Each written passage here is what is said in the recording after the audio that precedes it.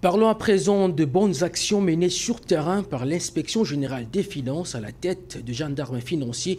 Jules Alinguet-Tekei. 4 ans après l'instauration de la patrouille financière, la lutte contre la corruption et les détournements de deniers publics depuis l'avènement de Félix Tshisekedi, Jules Alinguet demeure le cauchemar des détourneurs en cravate avec un bilan positif dont l'apport est considérable dans le budget du pays.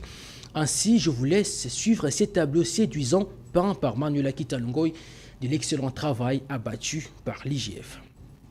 Dans les soucis de mettre un terme au détournement des deniers publics et de lutter contre la corruption, conformément à la vision du chef de l'État, Félix-Antoine Tshisekedi Tshilombo, que l'Inspection générale des finances a pendant 4 ans procédé à plusieurs réalisations telles que un déploiement des inspecteurs des finances qui ont été sur terrain pour l'exécution de nombreuses missions de contrôle, aussi bien de ministères, des services publics centraux, des entreprises et établissements publics que des provinces, des villes, des communes, des secteurs et chefferies. Il était question premièrement de procéder à des missions de contrôle des gestions suivies des missions d'encadrement des régies financières nationales et provinciales des entreprises et établissements publics qui ont été exécutés. En second lieu, plusieurs audits ont été menés sur la gestion financière de gouvernements provinciaux, des assemblées provinciales ainsi que de comptables publics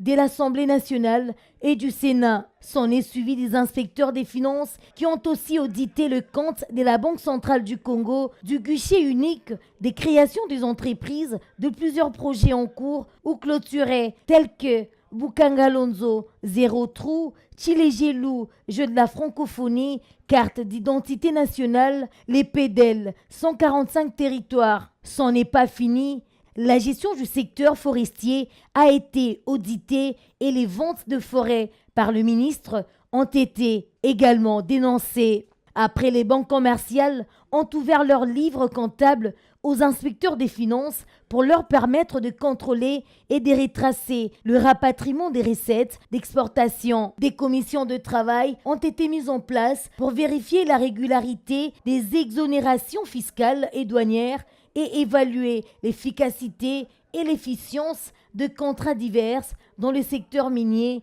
forestier et pétrolier. Il a été initié l'appui à la lutte contre les blanchiments des capitaux dans les opérations d'acquisitions immobilières. Des missions de contrôle permanentes siègent pour suivre les flux débiteurs et créditeurs du compte général du Trésor pour faire respecter les textes régissant les secteurs fonciers afin d'assurer le contrôle de la paye des agents publics et nettoyer les fichiers généraux de la paye des plusieurs irrégularités. Disons-le, toutes ces choses prouvent à suffisance que c'est une véritable machine de contrôle qui est l'Inspection générale des finances. À la tête, Jules Alinguet-Tekei, inspecteur général des finances, chef de service, a déployé durant ces 4 bonnes dernières années pour restaurer les bonnes pratiques de gestion de finances publiques. Des nobles résultats ont couronné ces stratégies et les actions entreprises telles que veut les chefs de l'État,